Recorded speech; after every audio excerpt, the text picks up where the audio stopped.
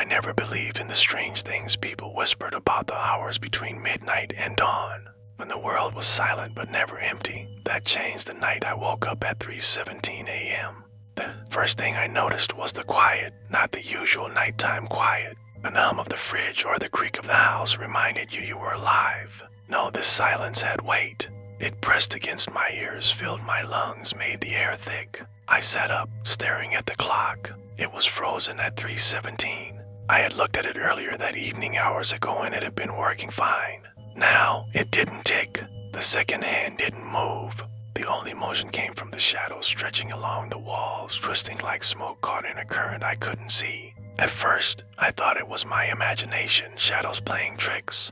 But then I noticed something else, something subtle. The floorboards didn't creak beneath my weight. My bed didn't groan as I shifted, but the air moved, or rather, something moved in the air. A faint disturbance, like something brushing past, just beyond my sight. I tried to leave the room, but my legs felt heavy. Not numb, not asleep, but weighted by something unseen. The closer I got to the door, the colder the air became. A whisper curled around my ear, so faint I could have imagined it. You shouldn't have woken. My pulse quickened. I turned slowly, scanning the room. The corners were dark, but not just the ordinary shadows of the night. These were different, darker, deeper, almost alive. They pulsed as if they were breathing, as if they were aware. Then I saw the clock again. Something was behind it. Not fully, not yet, but faintly.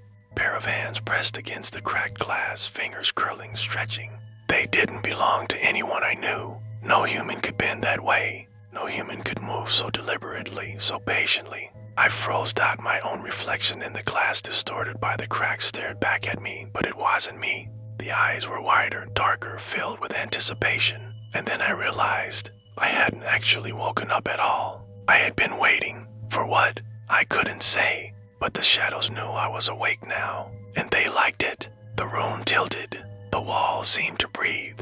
The ceiling stretched into darkness. Every object, my books, my lamp, my phone, looked like it had been waiting for me to notice, for me to panic. Then came the whispers, faint at first, like a radio tune between stations. You should not be awake, you should not be awake, growing louder, surrounding me, entering my head. Not words, really. Feelings, malice, curiosity, hunger. A promise.